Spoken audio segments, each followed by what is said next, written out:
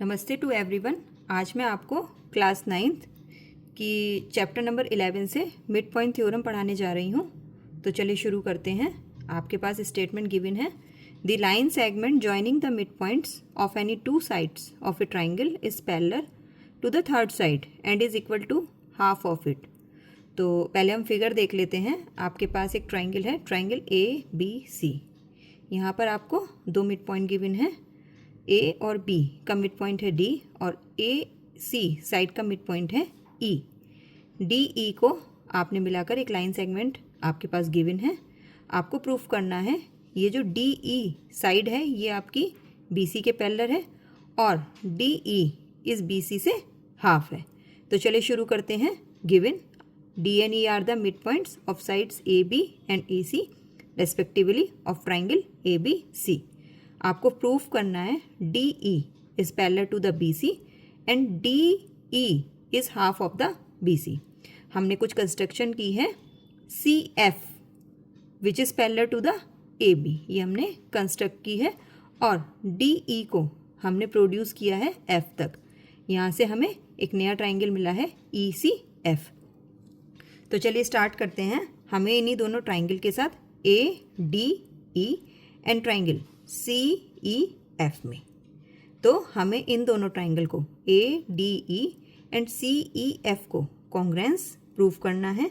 सबसे पहले मैं इसमें मार्क कर लेती हूँ, चूँकि E AC का मिड पॉइंट है तो इस हिसाब से AE और EC आपके आपस में बराबर हुए। इसी तरह से D AB का मिड पॉइंट है तो AD और DB आपके आपस में बराबर हुए। तो इसी फिगर में हमें कुछ एंगल्स की ज़रूरत पड़ेगी, तो हम उन्हें भी मार्क कर लेते हैं। हमने एंगल ADE को एंगल मार्क किया है, हमने एंगल 1, एंगल CFE को एंगल 2, एंगल AED को एंगल 3, एंगल CEF को एंगल 4। मैं इनकी जगह पर एंगल्स का नाम भी लिख सकती थी, लेकिन बच्चे कई बार कंफ्यूज हो जाते हैं, तो इसलिए मैंने उन्हें शॉर्ट नंबरिंग फॉर्म में मार्क कर लिया है, क्योंकि ADE को हमने एंगल 1 लेट किया है। एग्जैक्टली इसका कोई मतलब एक तरह से हमने सपोज किया है। एंगल ADE की प्लेस पर हम एंगल 1 लिख सकते हैं। तो चलिए शुरू करते हैं। In triangle ADE and triangle CEF में, triangle ADE and triangle CEF में हमें यहाँ पर क्या क्या सेम दिख रहा है। एंगल 1 और एंगल 2 ये आपस में बराबर होंगे। क्यों बराबर होंगे? क्योंकि AB और CF ये आपकी पैरेलल लाइंस हैं और इन पैरेलल लाइन को एक ट्रांसवर्सल लाइन DF आपकी कट कर रही है। जब किसी पैरेलल लाइंस को कोई भी ट्रांसवर्सल लाइन आपकी कट करती है तो उसके आमने सामने के एंगल आपस में बराबर होते हैं और ये हमारे एंगल कहलाते हैं अल्टरनेट एंगल्स। तो इस हिसाब से हम यहाँ पे लिख सकते हैं angle 1 which is equal to angle 2 और यहाँ हम लिखेंगे ये क्यों बराबर हैं। क्यों? क्योंकि ये हमारे हैं अल्टरनेट इंटीरियर एंगल्स।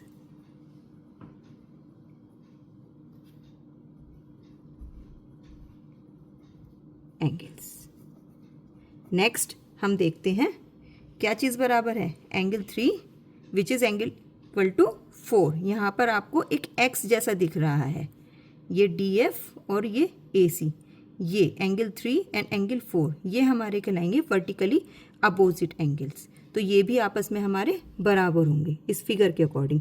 तो हम यहाँ लिख सकते हैं angle 3 which is equal to angle 4। यहाँ हम लिख देंगे वर्टिकली अपोजिट एंगल्स। नेक्स्ट अब हम देखते हैं AE which is equal to EC। ये आपके पास गिवन है। क्यों गिवन है? क्योंकि ये E इस लाइन AC का मिड पॉइंट है, because E is the midpoint of AC। ये आप लिख सकते हैं यहाँ पर।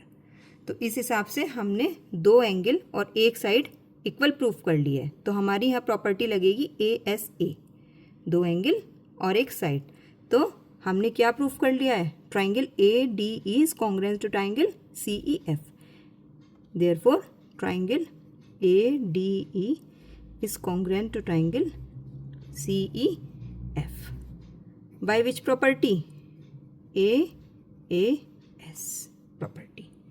जब हमने ये दोनों ट्राइंगल कॉन्ग्रुएंट प्रूफ कर लिए हैं तो ADE एंड ट्राइंगल CEF में, तो इस हिसाब से हमारी जो साइड है AD वो हमारी किसके बराबर होनी चाहिए? CF के बराबर, बिकॉज ये हमारे कॉरस्पॉन्डिंग पार्ट्स हैं कॉन्ग्रुएंस ट्राइंगल के। तो हम यहाँ पे लिख सकते हैं AD which is equal to CF। इसे हम शॉर्ट फॉर्म में लिख सकते हैं बाय CPCT। CPCT की फुल फॉर्म क्या है? Corresponding parts of the congruence triangles. एक चीज़ हम और जानते हैं जो हमें ऊपर गिवन है। क्या गिवन है? AD which is equal to BD। क्यों? क्योंकि D हमारा मिड पॉइंट है।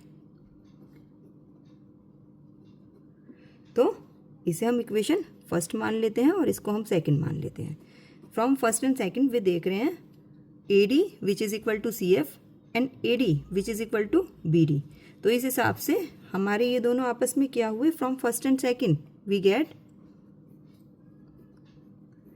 CF which is equal to BD। जब हमारे CF which is equal to BD, तो इस हिसाब से हमारे BD और CF ये हमारे क्या हुए? पैरेलल हुए।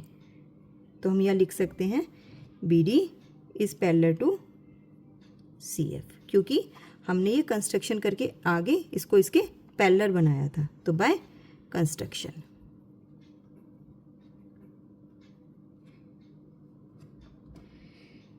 तो हम ये देखते हैं BD हमारा CF के पैरेलल है और CF हमारा BD के इक्वल भी है। अगर किसी भी क्वाड्रेटल में कोई भी साइड का पेयर आपका इक्वल और पैरेलल हो जाता है तो वो क्वाड्रेटल हमारा एक पैरेललोग्राम बन जाता है। तो हम कह सकते हैं BCFD is a parallelogram, is a parallelogram.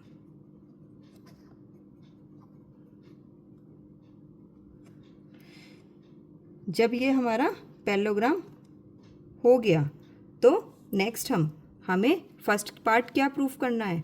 DF is equal parallel to BC and DE which is half of the BC। तो हम यहाँ पे लिख सकते हैं DF which is parallel to BC। यही हमें प्रूफ करना था। First part proofed.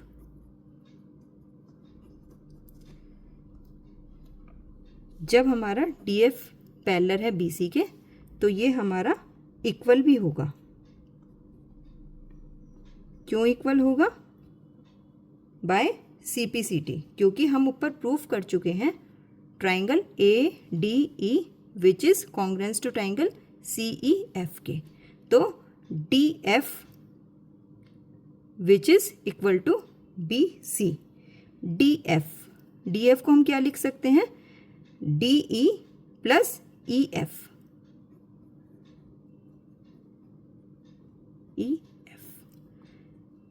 Same as BC। DE plus EF। अब हम DE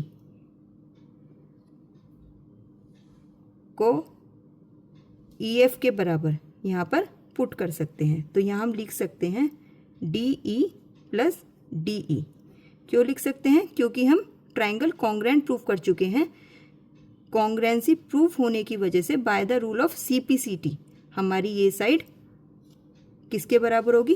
EF के बराबर होगी। तो हम EF की जगह पे DE पुट कर सकते हैं। तो यहाँ पे आ जाएगा ये हमारा BC, ये हो गया हमारा 2DE which is equal to B C and D E, ये जो हमारा 2 है ये नीचे चला जाएगा। ये हमारा सेकंड पार्ट प्रूव्ड। तो हमें यही प्रूव करा रहा था वो, D E which is parallel to B C and D E which is half of the B C. यही आपकी मिड पॉइंट थ्योरम थी। Thank you. नेक्स्ट थ्योरम के लिए आप से आगे मिलते हैं। बाय।